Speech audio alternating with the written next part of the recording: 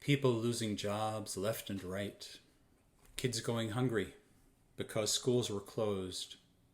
Shirat Hayam had already held one coronavirus-era food drive and were planning another.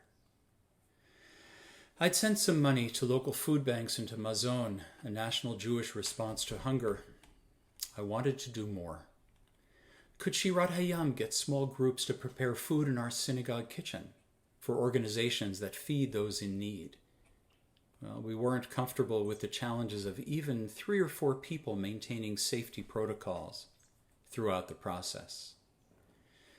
The major local community food bank wasn't scheduling orientation, and volunteers weren't welcome without an orientation. So when an opportunity arose to participate in a food distribution for out-of-work casino workers, Ellie and I volunteered. When we arrived at the church that was staging the operation, there were about 20 people in a large social hall. And we were told there'd be about an hour wait for the cases of food to arrive, so we left to run a few errands, and by the time we got back, the floor was covered with cases of various canned goods, hundreds of pounds of potatoes and onions and other packaged frozen and fresh foods, and with a lot of empty boxes to be filled.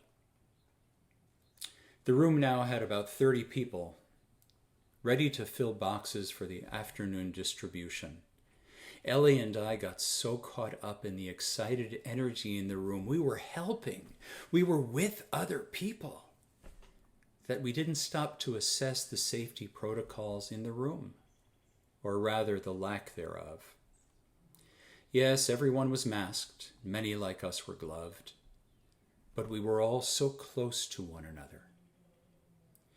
We tried to keep the 250 pounds of onions at our station between us and the people filling the boxes.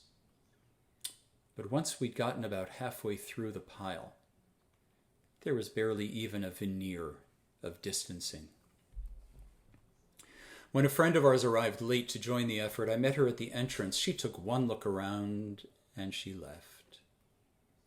I turned around and realized that we too needed to leave. And as we returned to our cars, a pizza delivery was being made. Oy. It was likely that we had more potential exposure during that hour and a half in the social hall than we'd had during the entire previous 9 weeks. And so far, so good. But the excitement, the energy in the room, that was contagious. And I understand better now how people can give into impulse and get too close on a boardwalk, at a mall, in a park. It's a human impulse that fear of the invisible, of something that hasn't yet touched you personally, cannot erase. Now, I recently privately chided someone who had, on the spur of the moment, publicly violated social distancing norms. Now, not only had I failed to set the example, I didn't even speak with the organizers about safety issues, though I have been in communication with them since. We just left. My conflicted feelings overcame the joyful energy of the morning's mitzvah. In this week's Torah portion, Bemidbar, Numbers, the first 4 chapters, the Levites charged with transporting the Mishkan, the portable sanctuary, and its appurtenances are addressed. They and the rest of the Israelites are warned that death would be a consequence of participating in something outside their purview, unauthorized touching of sacred objects, or witnessing something forbidden to them. The text refers variously to an outsider who encroaches on sacred service, to a non-Kohen, the non-priest, who comes in contact with sacred vessels, and seeing those sacred objects as they're being packed or unpacked. Now, how the death penalty was to be exacted is not clear. In one instance, just says the offender shall be put to death. In another, they must not come in contact with the sacred object and die. And finally, you are not to enter the sanctuary if you're unauthorized, and witness the dismantling of the sanctuary lest you die. Now, some interpreters did not view the threat of death as literal. The Eitz Chaim Torah cites the 15th century Portuguese commentator Abravanel.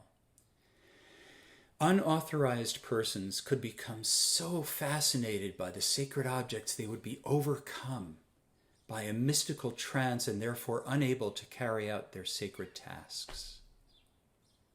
The 19th century German Rabbi Shimshon Raphael Hirsch saw it differently. He said, witnessing the routine packing and unpacking of sacred objects could lead the viewer to lose the capacity to see those objects as holy. My recent experience resonates with this text. I had allowed myself to be entranced.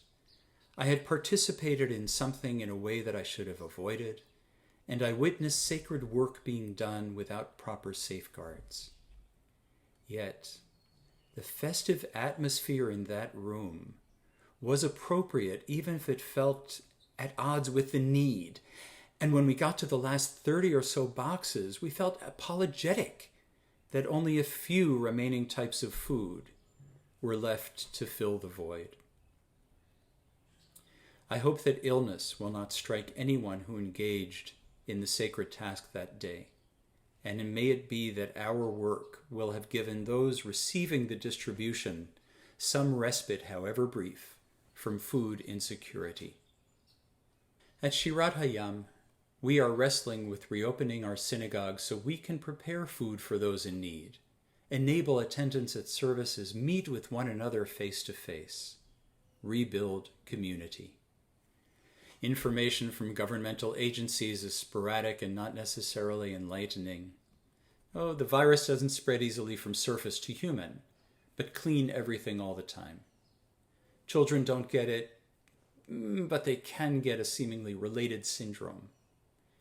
Keeping a job is worth the odds of contracting the virus versus nothing is worth risking a contagion you can spread to others. Like most places of worship and community, our leadership, clergy, ritual committees, and medical advisors are trying to figure it out as best we can and plan for several contingencies, particularly with regard to the high holy days in autumn.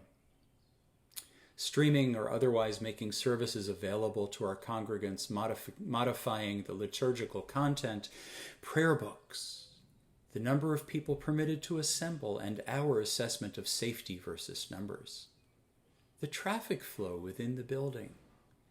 All these and more are among our considerations. Our primary goal is to consider how we keep safe and fulfilled all who seek to worship amid our community, so that we can come into contact with the sacred and thrive. Shabbat Shalom.